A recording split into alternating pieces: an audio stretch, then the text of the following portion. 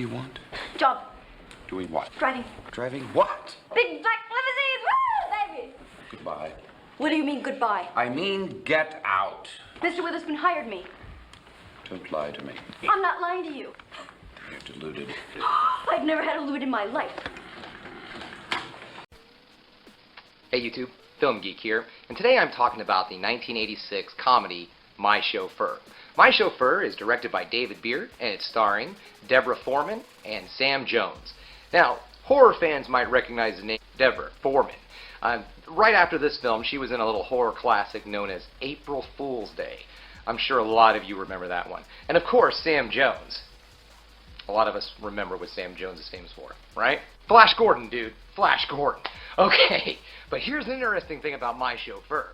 You get to hear Sam Jones' real voice. This film is about Casey Meadows. Now, Casey Meadows is played by Deborah Foreman. What happens with her is that one day she's working as a dishwasher and someone delivers a letter to her asking her to come take a job at a chauffeur's company. Then, well, she goes from one adventure to another as a chauffeur, eventually leading herself to Sam Jones, where I guess you'd say a romantic comedy kind of unfurls. A goofball comedy at its core, though. This is one of your good old 1980s goofball comedy. Crown International is the movie company that released My Chauffeur. Now, if you're familiar with Crown International, then you've probably seen a lot of movies with a lot of boobs. Crown International was always known for their very subpar goofball comedies with a lot of topless women. It isn't one of those movies. Now, granted, there is a fair dosage of toplessness in this film because, again, like I said, it is a Crown International movie. The studio said, hey, there's not enough boobs in this. You gotta go back and you gotta put in more boobs. They literally called this movie an art film and wouldn't release it until they went back and made it more of a Crown International film. The movie tested great, really, really well with audiences. So Crown knew they had themselves their first bona fide big-time hit. So they pumped a lot of money into this movie when it was being released. Well, when it was released, Crown International kind of fudged some numbers and went around saying that they held the #1 box office of the weekend. No. You see, another little film opened up on that weekend in 1986, and that was a little movie known as The Color Purple. They were trying to say that they outgrossed The Color Purple on its opening weekend. So anyways, needless to say, the film was a little tarnished by a little controversy. This did hurt the movie a little bit. When it first came out and everyone thought this movie was this big successful hit, Deborah Foreman was being offered a lot of interviews on big shows like The Late Show and so on. And then once the scandal unfolded, it all dried up for her. However, she still says this is the best movie of her career she's ever made, and probably the most fun she ever had making a movie. Call back to a different kind of time in Hollywood.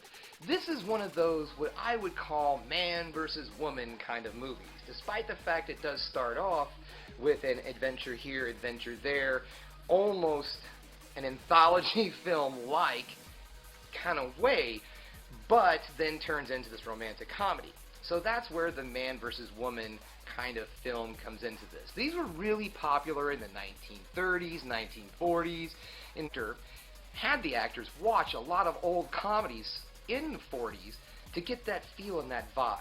So if you're familiar with the comedies of that time period and you watch My Chauffeur, you're going to notice a lot of similarities between the two because they are fantastic.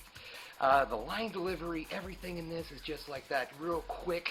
Like if you're familiar again with those old black and white films where they're like, well, you're the kind of gal that I think I could take down to the old courthouse and put a ring on her finger. Oh, you're not going to make an honest woman out of me, Joe. You'll see. That's what I'm talking about. It's lighthearted, and I think that's really what I have to say about it. It's charming. This movie is available. Hey, I know, here we are again. And it's available not only on Tubi TV, it's also free to watch on Vudu, both of which are with commercials, but again, it's worth the commercials, people.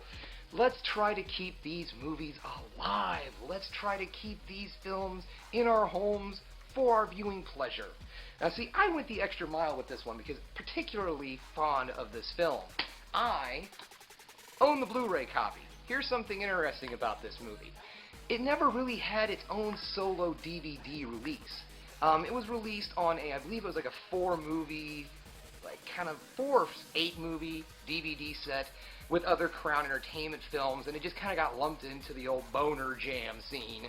Though the movie was well on its way to die off, and that is until Vinegar Syndrome released it on Blu-ray and DVD. So you get both of them.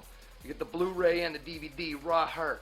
Never really quite figured out why you do that combo, but you get a backup copy. Look at it that way. Alright, so thanks again everybody for checking out the Film Geek. Like always, I would really love it if you hit that subscribe button. Keep watching movie folks, because you know I'm gonna.